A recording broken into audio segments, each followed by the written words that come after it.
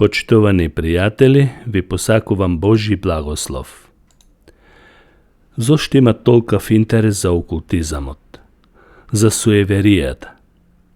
Зар Исус не рече, јас сум патот, вистината и животот и никој не доаѓа при татко ми освен преку мене?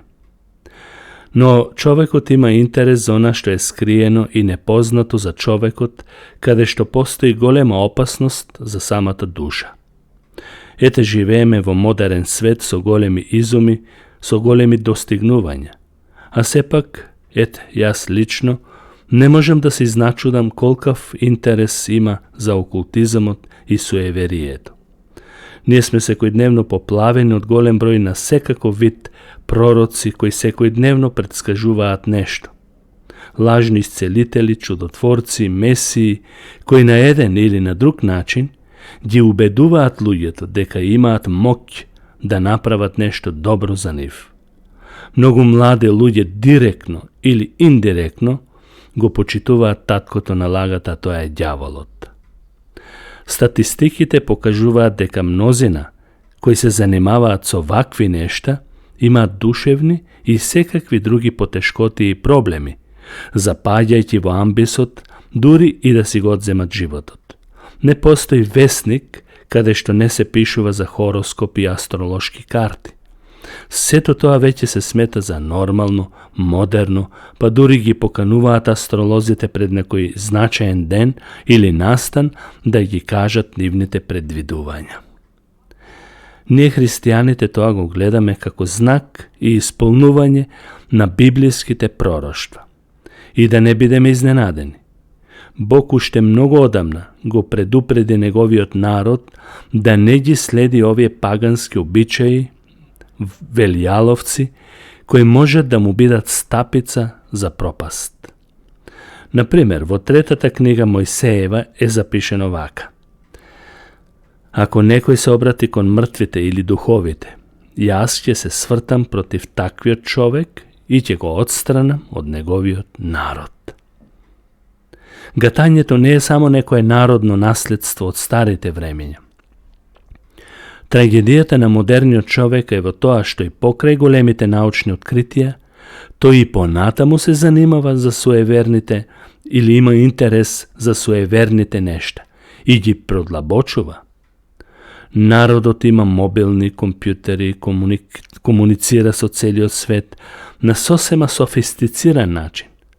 А од друга страна, го гледаме тој истиот народ, ја прашува некоја си баба во некое мало да го отстрани урокот од себе. Зошто е тоа така? Проблемот е во тоа што човекот или на човекот како создадено битие му треба водство и сигурност. Сигурност на животот. Ниту ти или кој да е не е без оваа потреба. Бог е како наш татко. Се погрижи тоа да го даде на секој човек. Исус Христос умре на Голгота за твоите и моите гревови. Ако му го предадеш животот со вера и покаяние, тој ќе ти прости и ќе ти даде нов живот. Ако не веруваш во Божиот Син, тогаш си во робство на ѓаволот, кој си поигрува со твојот живот, со твојата душа, со тебе целиот. Токму со овие пагански и суеверни појави. Демонските сили дејствуваат, тие и ќе дејствуваат, како што вели Библијата и понатаму, за да немаш допир со вистината, која се откри во Исус. Бог ни забранува да се занимаваме со вакви појави и со тоа ја искажува неговата таткова грижа и заштита на човекот. Ако бараш услуга од гатач или спиритист, тие колку и да се модерни и да употребуваат фрази кои се прифатливи за модерниот човек, всушност го прашуваат ѓаволот, односно го прашуваш ти самиот ѓаволот, тој кој се крие зад сите овие суеверија и паганштини. Мнозина се измамени преку разни религиозни предмети во форма на крстови, слики и секакви иконографии, кои одаваат впечаток на искрена побожност. Исус Христос сите тие кои се занимаваат со тоа, ги нарече волци во овчи кожи. Никаде во Библијата немаме потврда дека предметите треба да ни служат како средство за доближување до Бог. Бог е дух и секој пристап кон него е во дух и вистина.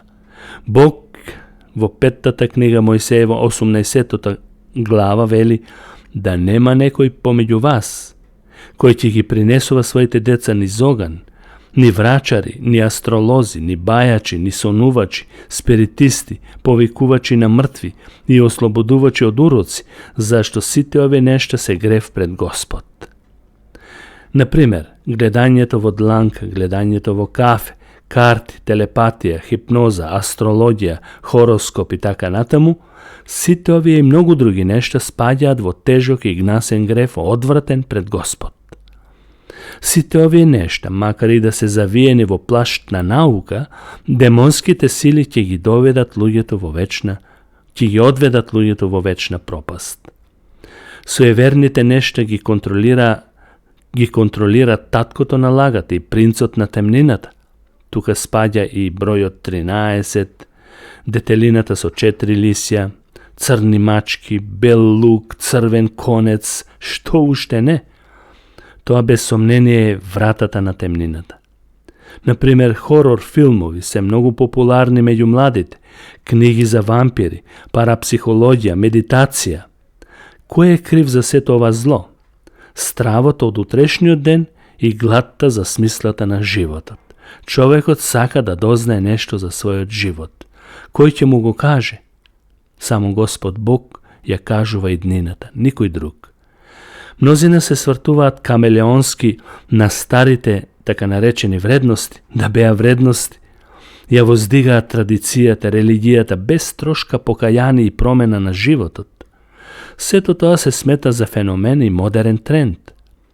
Например, за психолозите и етнолозите, ѓаволот е само символ на човечкиот религиозен страв пред непознатото. Тоа за нив е парадигма на зло и персонификација. Но мора на сите да ни биде јасно дека Библијата ѓаволот го представува како реална личност, злобитие кое се противи на Бог и действува скриено за да мами, за да манипулира и да ги одвраќа луѓето од Бог. Но сепак, има радосна вест. На крстот Исус го победи, го порази ѓаволот, му е смачка главата, старата змија и му е смачка главата потполно. Затоа се јави Божиот Син, за да ги урне делата на ѓаволот. Многумина кои се занимаваат со вакви нешта, Исус ги ослободил и ги спасил. Немој да ја плаќаш цената со тоа што ѓаволот ќе те вовлекува во неговите игри. Цената ја плати за тоа Исус и нема потреба и ти да ја плаќаш со тоа што ќе се обидуваш на друг начин, својствен, да се спасуваш од проклетството.